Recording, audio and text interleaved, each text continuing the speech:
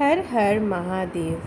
भगवान शिव को जगत का पालनकर्ता कहा जाता है और भगवान शिव की तीसरी आँख को धर्मशास्त्र के अनुसार बहुत ही शक्तिशाली माना जाता है। कहा जाता है कि जब भगवान विष्णु योग निद्रा में चले जाते हैं तब भगवान शिव ही धरती की कार्यभार संभालते हैं और इस दौरान सावन के महीने में उनका विधि विधान से पूजा किया जाता है। मान्यता है कि सावन में यदि भोलेनाथ प्रसन्न हो जाए तो अपने भक्तों की सभी मनोकामनाएं पूर्ण करते हैं। सभी देवी देवताओं में भगवान शिव सबसे अनोखे और शक्तिशाली देवता माने गए हैं। भोलेनाथ के गले में सांप की माला, नंदी की सवारी, जटाओं से बहती गंगा, शिव पर विराजित चंद्रमा और 3 नेत्र उनमें सभी देवताओं से अलग दर्शाते हैं।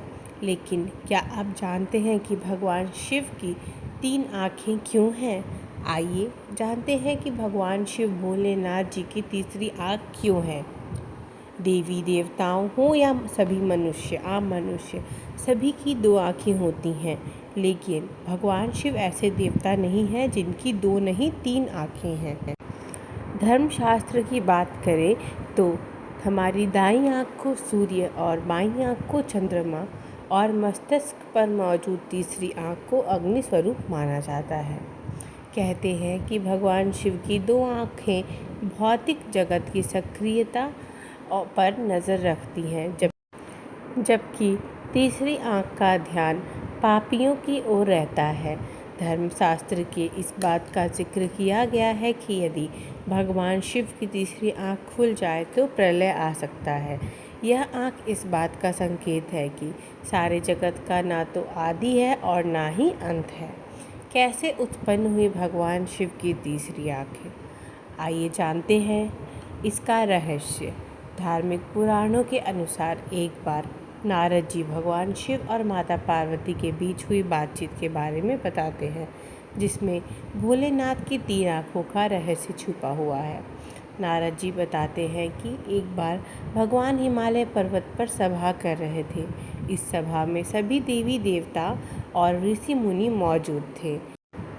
तभी इसी बीच माता पार्वती आई और भोलेनाथ को परेशान करने के लिए अपने दोनों हाथों से उनकी आंखें ढक दी। जैसे ही माता पार्वती ने भगवान की आंखों पर हाथ रखे तभी पूरी सृष्टि में अंधकार हो गया।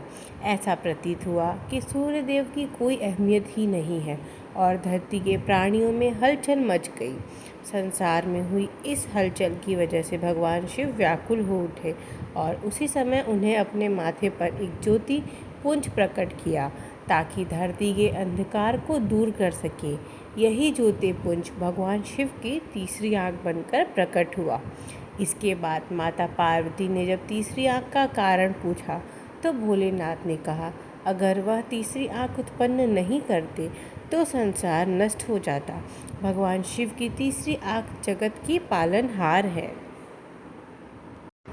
आशा करती हूँ यह जानकारी आपको सुन के बहुत ही अच्छा लगा होगा। भगवान शिव की तीसरी आँख के बारे में जान के आप सभी प्रसन्न हुए होंगे और ऐसे ही भोलेनाथ का नाम लेकर अपनी दिन और रात की शुरुआत करिए, दिन की शुरुआत करिए और रात को सोने से पहले भी भगवान शिव का नाम जप के श्री शिवाय नमस्तुभ्यम ओम नमः शिवाय बोल के अपनी दिन और रात को सुखमय करिए।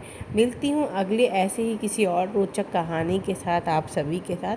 तब तक के लिए अगर वीडियो पसंद आई हो तो वीडियो को लाइक करना ना भूलें और चैनल को सब्सक्राइब करना ना भूलिए। हर हर महादेव। श्री शिवाय नमस्तुभ्यम।